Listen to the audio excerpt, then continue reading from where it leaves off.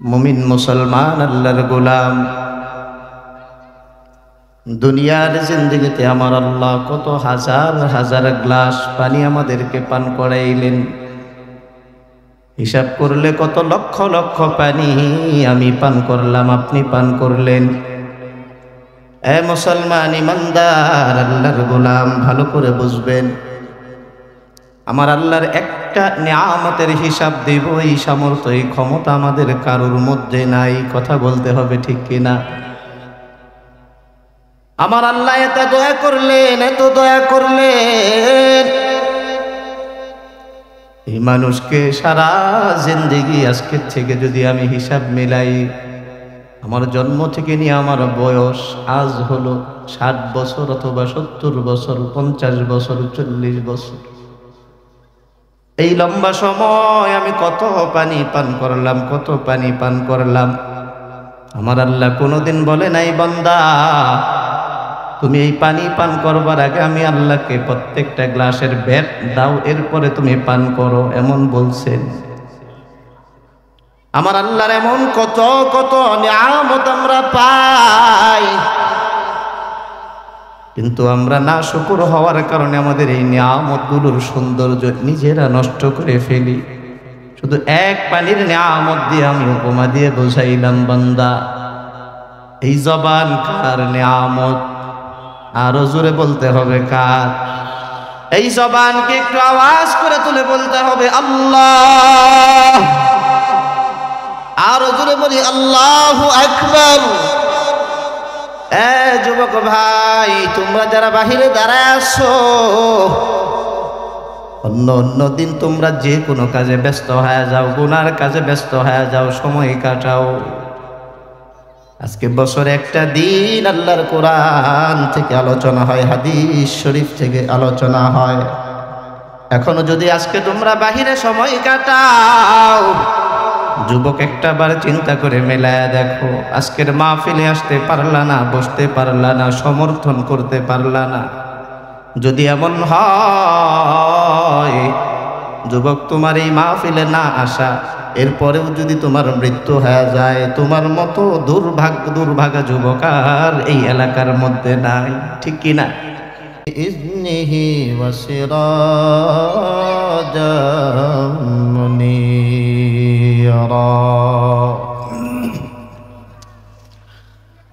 أما بعد فأعوذ بالله من الشيطان الرجيم.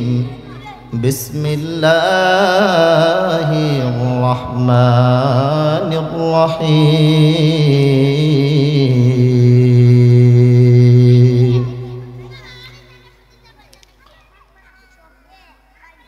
ومن يؤت الحكمة فقد أوتي خيرا كثيرا.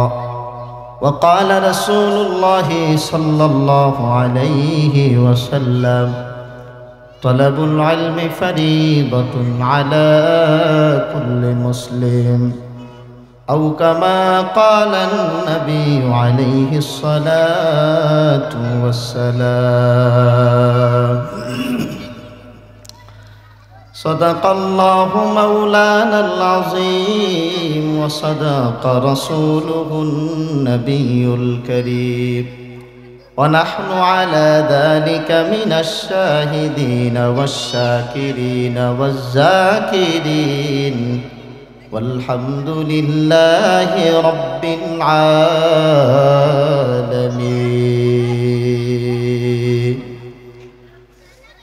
तकबीर में कलमा में नमाजों में अज़ा में, तकबीर में कलमा में नमाजों में अज़ा में, है नाम इलाही से मिला नाम मोहम्मद, है नाम इलाही से मिला नाम मोहम्मद। ला इलाहा इल्लल्लाह, तो आवाज़ करे बोली, ला इलाहा इल्लल्लाह, ला इलाहा इल्लल्लाह, ला इलाहा इल्लल्लाह, ला इलाहा ইল্লাল্লাহ লা ইলাহা ইল্লাল্লাহ লা ইলাহা ইল্লাল্লাহ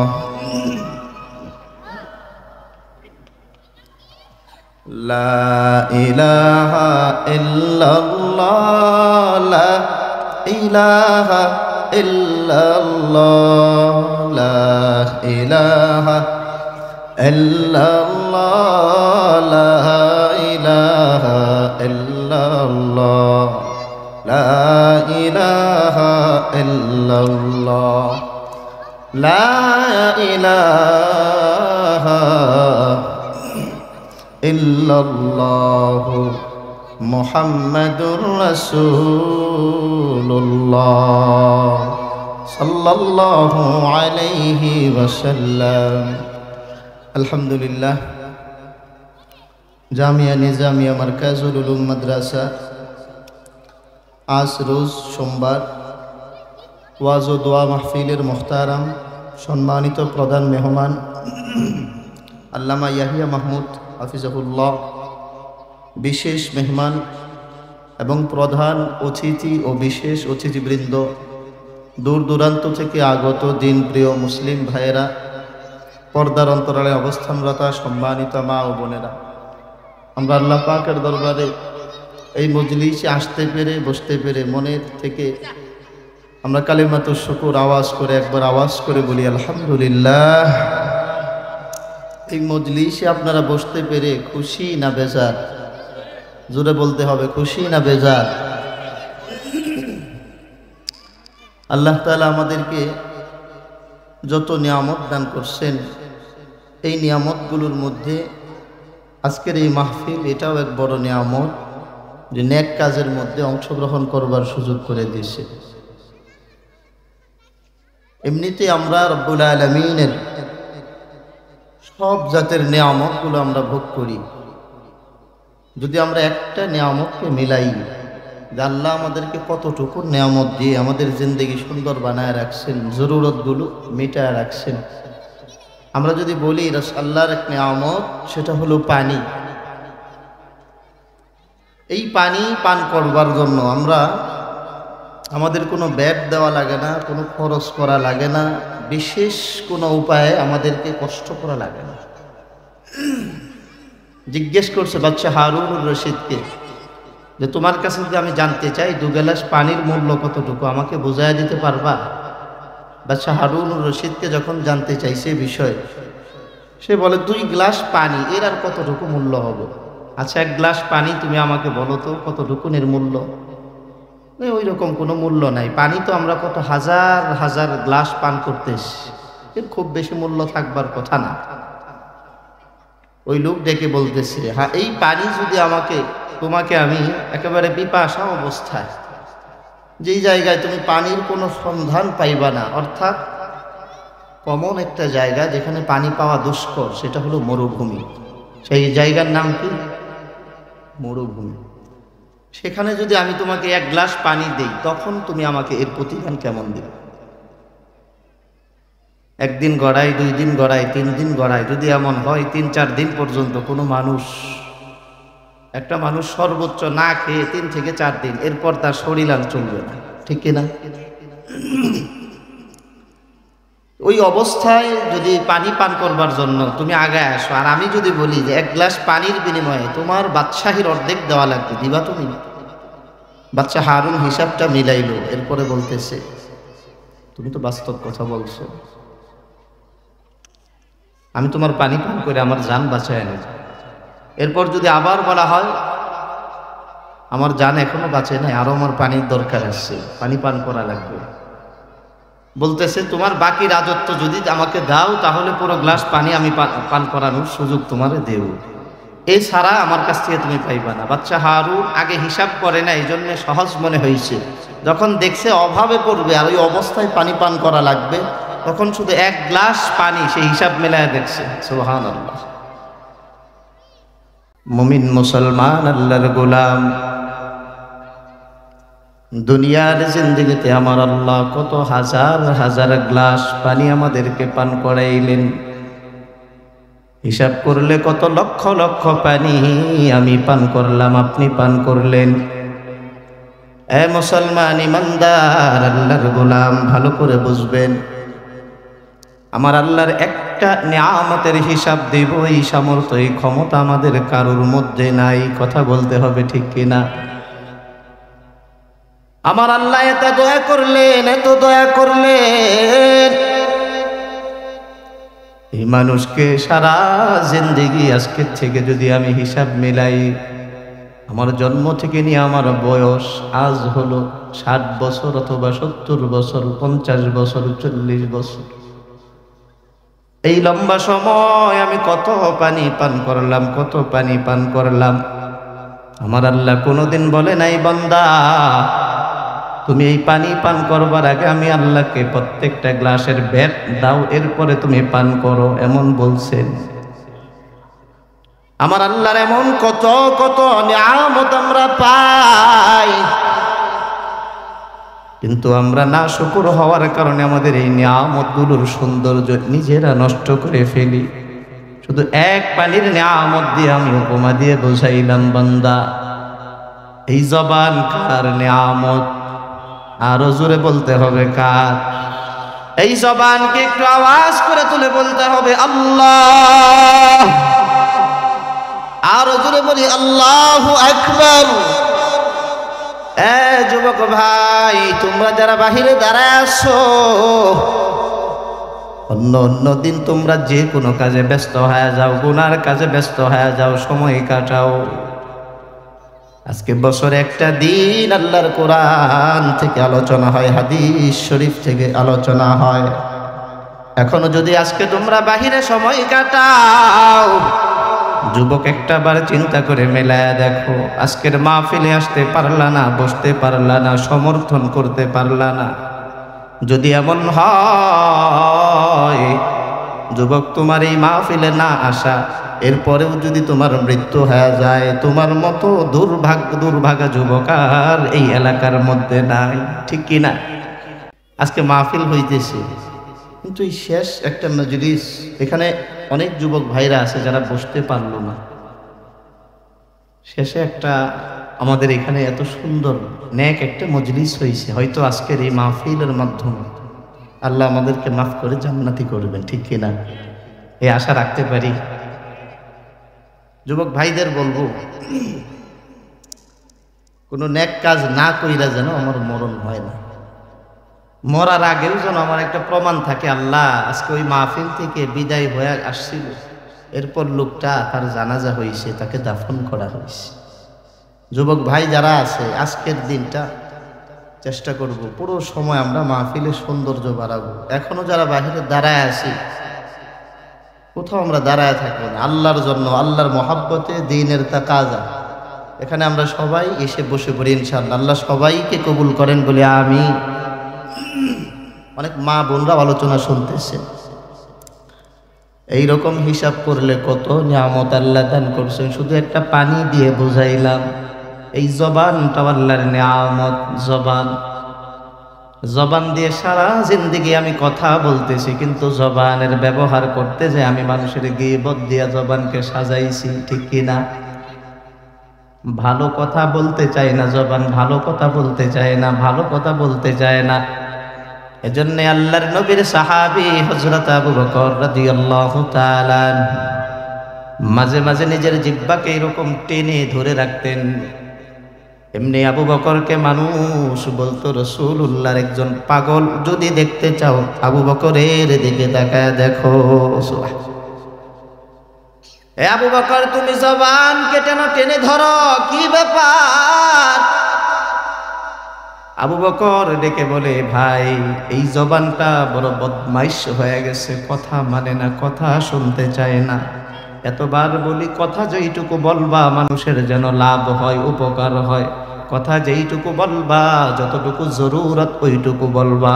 কিন্তু না না না, আমি আবু বকরের জবানটাও আমি ধরে দেখি, আমি আবু বকরের জবানটাও মিলায় দেখলাম, মাঝে মাঝে অন্যদিকে জবান স্লিপ করে চলে যেতে চায়। আর আমি ভাবি, যদি আমার জবান অন্যদিকে চলে যায় এই জবানের কারণে আমি আবু বকর জাহান্নামের আসামি হয়ে যাব। একজন সাহাবী আল্লাহর রাসূলের পরে যার মর্যাদা, তার জবান যদি এমন টাইনা ধরা লাগে, আমার আপনার জবান কতটা বিক্ষিপ্ত। এজন্য এই কথার থেকে এইটুকু সবক আমরা নিতে পারি, জবান যদি ব্যবহার করি সত্য বলবো, জবান যদি ব্যবহার করি প্রয়োজনের পরিমাণ কথা বলি, এর বাইরের যে কথা অন্য কারো ব্যক্তিগত বিষয়ে সমালোচনা, অন্য কোনো প্রতিষ্ঠানের সমালোচনা, অন্য কোনো হুজুর আর আলেমের সমালোচনা, এই কাজগুলো করবার ক্ষেত্রে সহযোগিতা করে একজনকে বলতে হবে কে? হ্যাঁ, গীবত আর মিথ্যা বলা এগুলা সহযোগিতা করে শয়তান। এগুলা সহযোগিতা করে কে? হযরত আদম আলাইহিস সালাম জান্নাতে উনাকে বানানোর পর শয়তান তো দ্বন্দ্ব শুরু করে দিয়েছে আদম আলাইহিস সালামের সাথে। খলাকতানি মিন নারিন ওয়া খলাকতাহু মিন তিন আনা খায়রুম মিন। আদম থেকে শয়তান, সে তার মর্যাদা অনেক বেশি, অনেক বেশি, তার দিমাগের মধ্যে এটা ঢুকাইছে। কিন্তু আমার আল্লাহ এটা পছন্দ করেন না। মান তাওয়াযা লিল্লাহ রাফাহুল্লাহ। যেই বান্দা নিজেকে ছোট বানায় ওই বান্দাকে বড় বানায় দেন, এমন একজন আছেন, তিনি কে? আরো জোরে বলতে হবে, তিনি কে? হযরত আদম আলাইহিস সালাম, উনাকে শয়তানের ব্যাপারে আমার আল্লাহ জানায়, আদম এই শয়তানকেও আমি কিছু পাওয়ার দিয়ে দিছি, শয়তানকেও আমি কিছু যোগ্যতা দিয়ে দিছি। আবার যেই মানুষগুলো আমি আল্লাহর খাস বান্দা ঈমানওয়ালা, এই মানুষগুলোর জন্য আমি পাওয়ারের একটা ব্যবস্থা করে রাখছি। হযরত আদম আলাইহিস সালাম আল্লাহর কাছে জানতে চান, ও মাওলা, শয়তানকে তুমি পাওয়ার দিয়া দিয়েছো, সে ওয়াসওয়াসা দেয়, সে মানুষকে ধ্বংস করবার চেষ্টা করে। এর প্রতিরোধ যদি আমরা করতে চাই, কি পন্থা অবলম্বন করব? আল্লাহ জানায় দেন, ও আদম, এই জন্য আমি আল্লাহ একটা নিয়ম করে দিয়েছি, যত নবী রাসূল আমি দুনিয়াতে পাঠাবো, এই শয়তানের প্রতিবাদ করবার জন্য আমি আসমান থেকে আসমানি কিতাব পাঠায়া শয়তানের বিরুদ্ধে দাঁড় করায় দিব। সুবহানাল্লাহ। এজন্য যত নবী রাসূল আসছে দুনিয়াতে, প্রথমত ধোঁকা দেয় শয়তান। গীবতের এই অভ্যাস শিখায় কে? শয়তান। এজন্য এটা করা যাবে? সবচেয়ে খারাপ জায়গা বাজার, সবচেয়ে ভালো জায়গা মসজিদ। এরও একটা কারণ এটা যে মসজিদে দুনিয়াবি কথা বলা যায় না, আর বাজারে দুনিয়াবি কথা বলা যায়। দুইটা পার্থক্য আছে না? এজন্য জবানটারে নিয়ন্ত্রণে ব্যবহার করবো, পারা যাবে ইনশাআল্লাহ। কোনো সমালোচনা করব না ব্যক্তির, কোনো সমালোচনা করব না আলেমদের, কোনো সমালোচনা করা যাবে না কোনো মাদ্রাসা অথবা কোরআনের মারকাজের, পারা যাবে ইনশাআল্লাহ।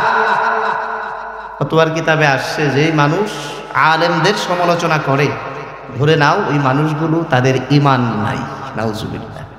এজন্য যারা সমালোচনা করে, বদনাম করে আলেমদের নিয়ে, মারকাজ কোরআনের মারকাজগুলোকে নিয়ে, তাদের পক্ষে থাকা যাবে? বলতে হবে, তাদের পক্ষে থাকা যাবে? আল্লাহ আপনাদের জন্য কত বড় এক নিয়ামত। যেখানে এই কথা শেষ করে নিই, আল্লাহ তখন বললেন, আদম, যত নবী রাসূল আমি পাঠাইছি তার সাথে আমি একটা আসমানি কিতাব পাঠাইছি। যদি তারা ওই আসমানি কিতাবকে গ্রহণ করে, আমি আল্লাহ বললাম এই শয়তান তাদেরকে কোনো প্রতারণা তাদের সাথে অথবা তাদেরকে কোনো ধোঁকায় শয়তান ফেলতে পারবে না। সুবহানাল্লাহ। এজন্য আদম আলাইহিস সালাম ওনার সময়ের যারা হেদায়েত পাইতে চায় তারা আসমানি কিতাব গ্রহণ করছে, আসমানি কিতাব মানছে, অনুসরণ করছে। পরবর্তী আস্তে আস্তে আস্তে আস্তে আস্তে আস্তে আল্লাহর কি ইচ্ছা, যেই নবী যেমন তার আসমানি কিতাবের সম্মান আল্লাহ দান করছেন তেমন। সুবহানাল্লাহ। আল্লাহ সর্বশেষ আল্লাহ নাযিল করলেন কুরআনুল কারীম। আল্লাহ এই কোরআনের মাধ্যমে নবী পাক সাল্লাল্লাহু আলাইহি ওয়াসাল্লামকে সবচাইতে বেশি সম্মানের বানাইছেন। সুবহানাল্লাহ।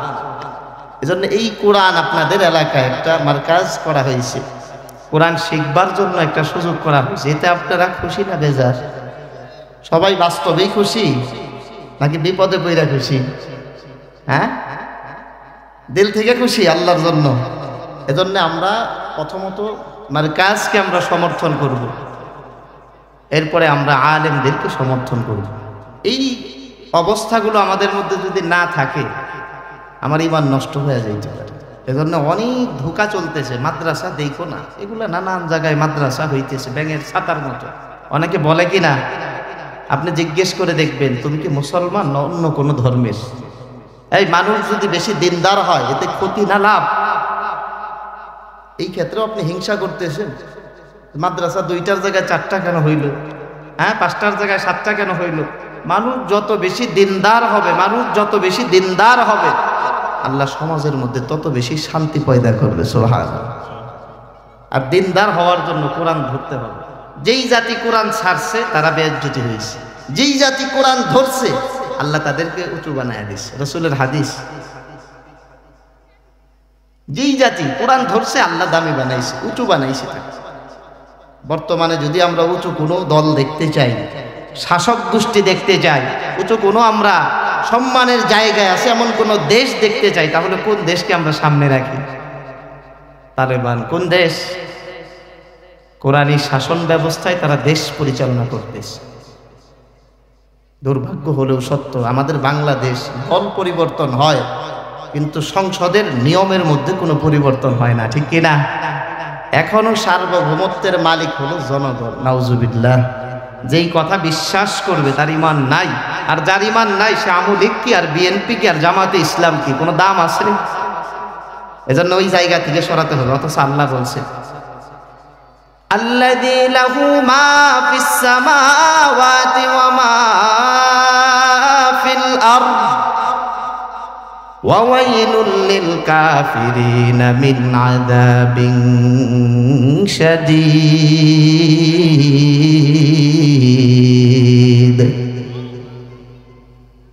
আসমান এবং জমিন এই দুইয়ের মালিক কে? এর মাঝে যত জিনিস আছে, যত ক্ষমতার দিক আছে, যত খালকান, যত সৃষ্টি আছে, এগুলোর মালিক কে? আল্লাহ ছাড়া অন্য কেউ হতে পারে?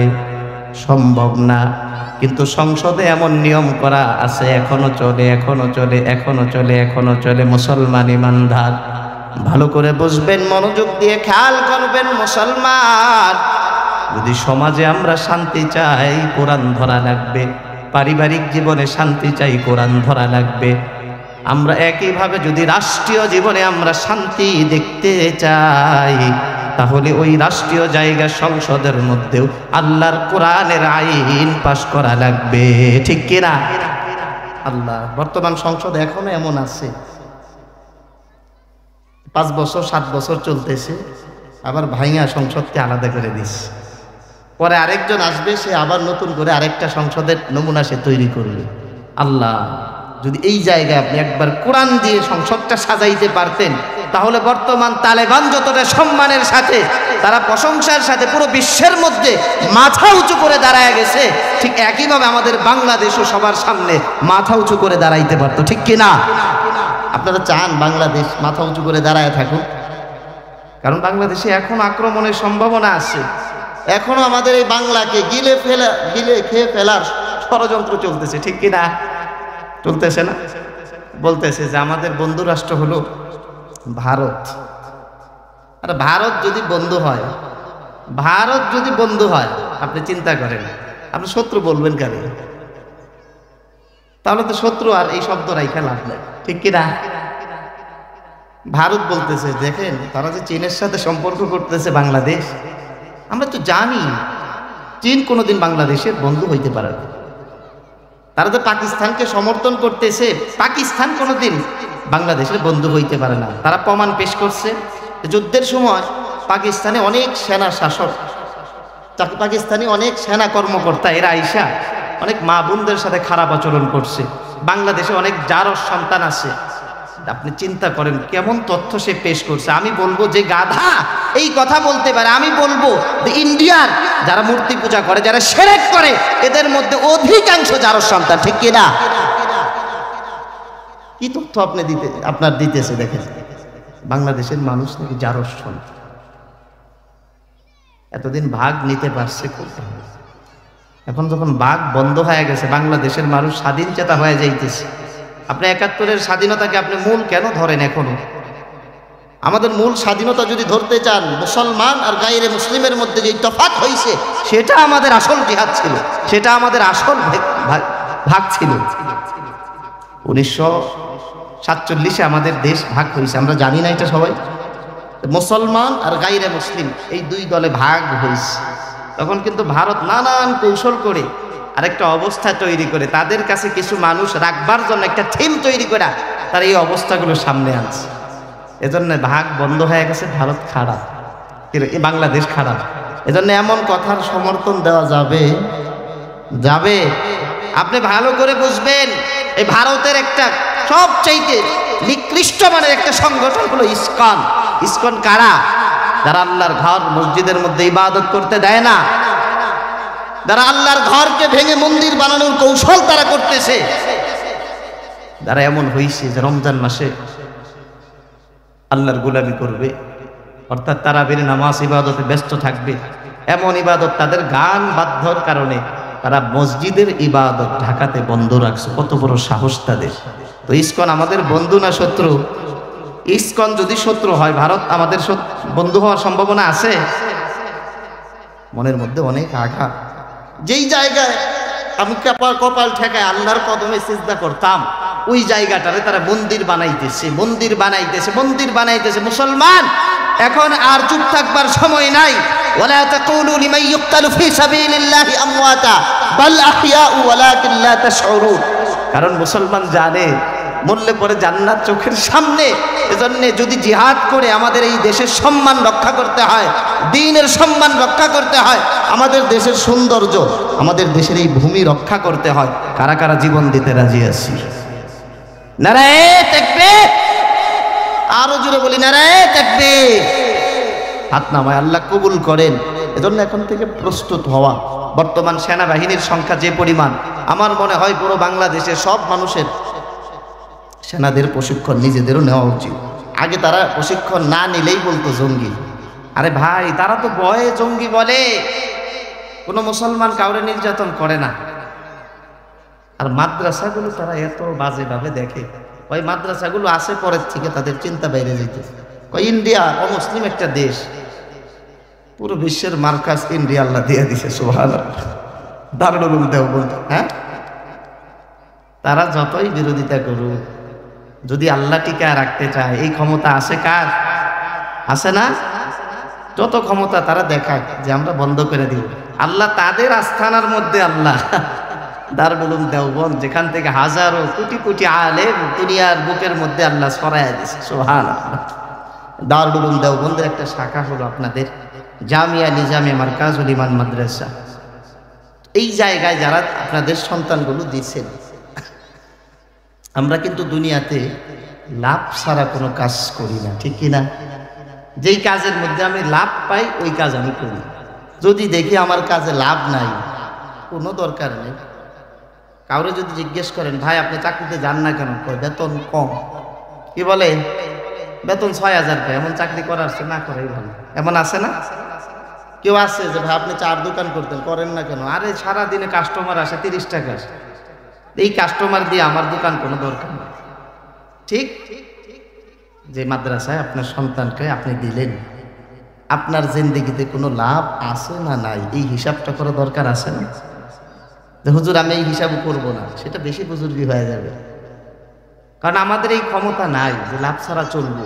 এই ক্ষমতা আছে কার? আল্লাহর কিচ্ছু লাগে না, কারো মুখাপেক্ষী তিনি না।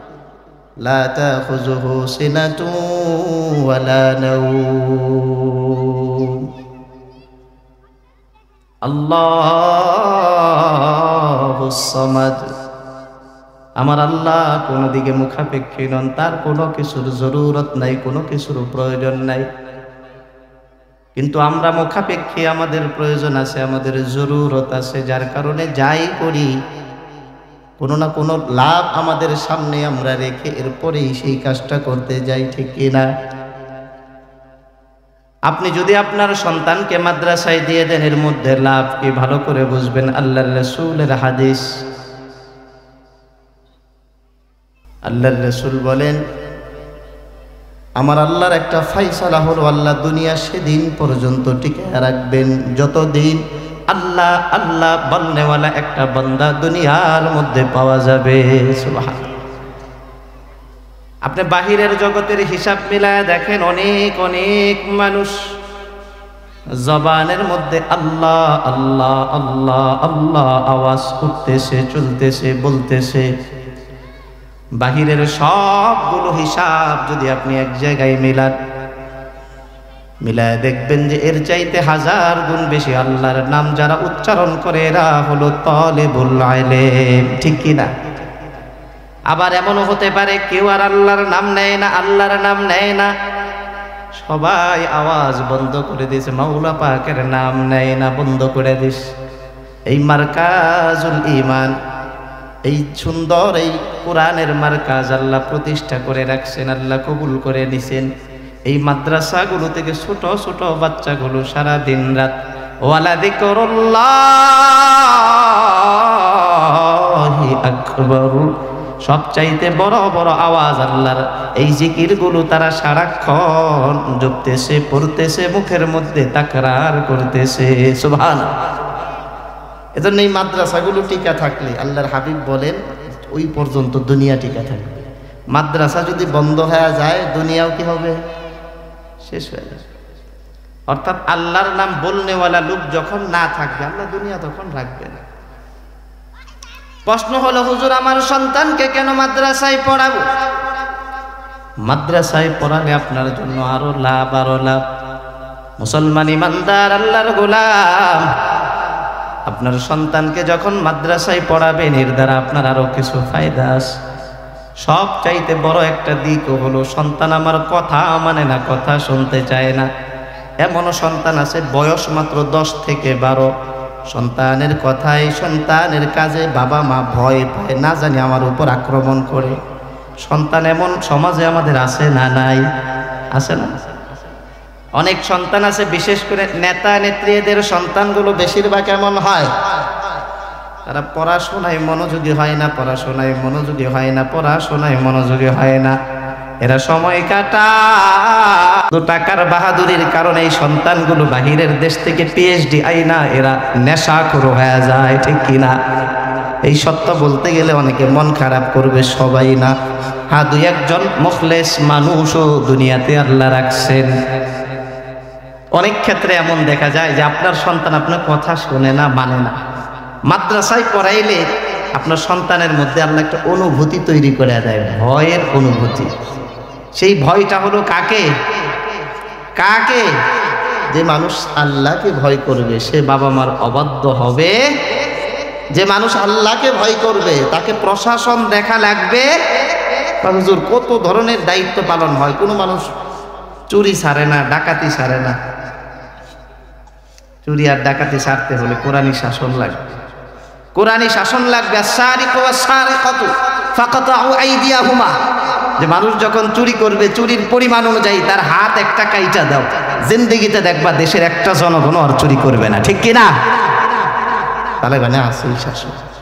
এজন্য কোরআনী শাসন আমরা সবাই চাই। তো একটাই সমাধান দেশের ক্ষেত্রে, যত দলই আপনি পাল্টান, কারণ তারা অনেক ফাঁক ফোকর শিখে ফেলছে। ঠিক কিনা?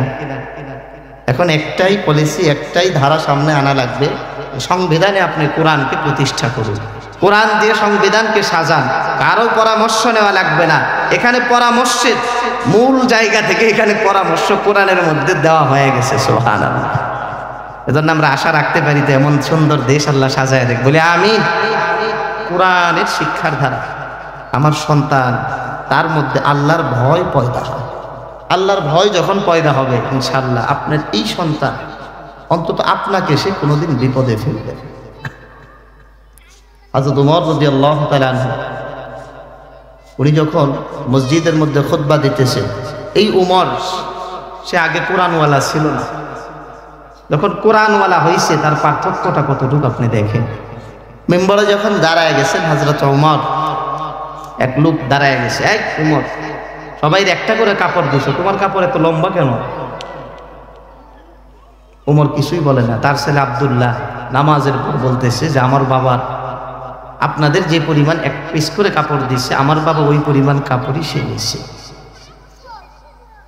কিন্তু আমার বাবা তাকে আমি আমার পরনে যে কাপড়টা আমি ভাগে পাইছি, আমার ওই ভাগটা আমি আমার বাবা উমরকে দিছি। সুবহানাল্লাহ। এই নীতি এই নীতি এই নীতি এই নীতি আসছে শুধু কোরআনের বরকতে। আগে উমর ছিল গায়রে কোরআন, কোরআনওয়ালা ছিল না, গায়রে মুসলিম ছিল। যখন উমর কোরআনের সাথে সম্পৃক্ত হয়ে গেছে, উমরের হিসাব আল্লাহর কাছে কি জবাব, তার ছেলের হিসাব আল্লাহর কাছে কি জবাব, স্পষ্ট করবার জন্য তাকে বলে, ভাই বাবা ছেলে দুই কাপড় মিলা হযরত উমর নিম্নাঙ্গ এক পোশাক পরছে, উপরের অংশে এক পোশাক পরছে, অর্থাৎ উমর কাপড় চুরি করে নাই। সুবহানাল্লাহ। এজন্য কোরআনের শিক্ষার দ্বারা যখন ভয় পয়দা হয়, এই ছেলে দুনিয়ার অপরাধও করবে না, কোনো বাবা মাকে সে ঠকাবে না, কোনো বাবা মাকে সে বাবা মার সাথে সে গাদ্দারিও করবে না। কোরআনের শিক্ষার দ্বারা একটা বড় লাভ হলো এটা, বান্দা যখন কবরে জিন্দেগি সামনে আসবে, আল্লাহর হাবিব বলেন মাত্র 3টা দিকের আমল চালু থাকে। কয়টা দিক? একটু জোরে বলা লাগে, কয়টা দিক ভাই? 3টা দিকের আমল আল্লাহ চালু রাখে।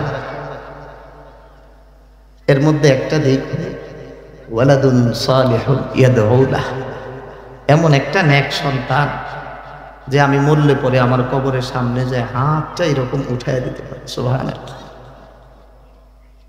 আমার একটা সন্তান যদি হাত উঠায়, আমি মরবার পরে আগ্রহ নিয়ে মায়ের মহাব্বতে, বাবার মহাব্বতে, তাহলে ওই বাবা মা কি দুর্ভাগা না সৌভাগ্যবান? সৌভাগ্যবান। কোরআনের বরকতে এটা হয় যে হুজুর বুঝলাম কিভাবে। বনি ইসরাইল ওই সময়ে হযরত মূসা আলাইহিস সালাম তিনি এক কবরের পাশ দিয়ে হাইটে যাইতেছেন, তাফসীরের কিতাবের মধ্যে আসছে উনি যখন কবর অতিক্রম করতেছে প্রচন্ড আযাব হইতেছে।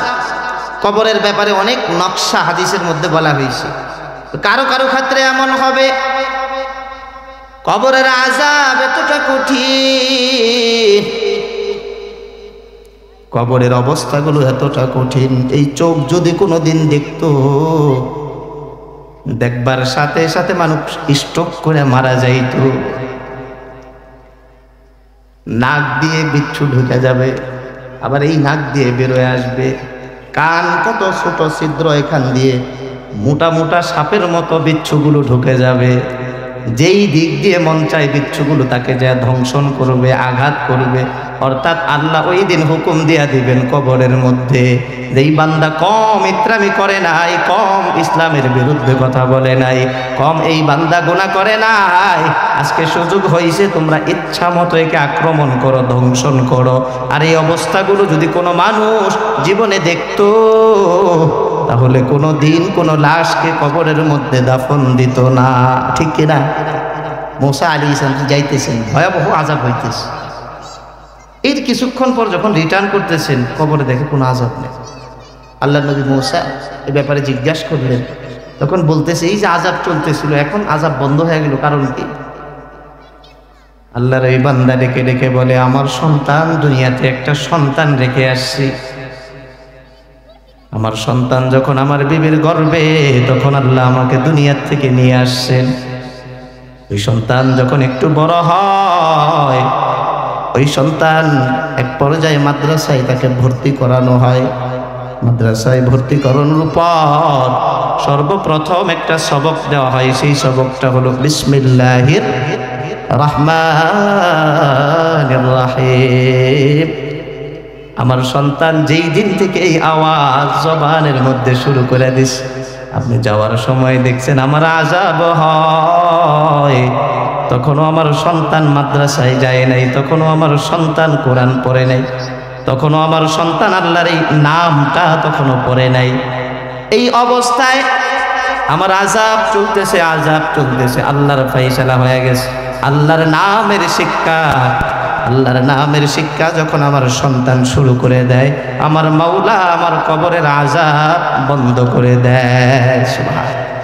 বোঝা যায় স্পষ্ট যে কবরে গেলে পরে নেক সন্তান কোরআন পড়ুক, নেক সদকা করুক, নেক আমল করুক, ভালো কথা বলুক, এই সব কাজগুলোর প্রতিদান বাবা কবরে বসে শুয়ে শুয়ে পায়। ঠিক কিনা? আল্লাহর ফায়সালা কত সুন্দর। এজন্য আপনি এমন একটা সন্তান রাইখা যাইতেছেন, এর দ্বারা আপনি কি লসে পড়লেন না লাভবান হয়ে গেছেন?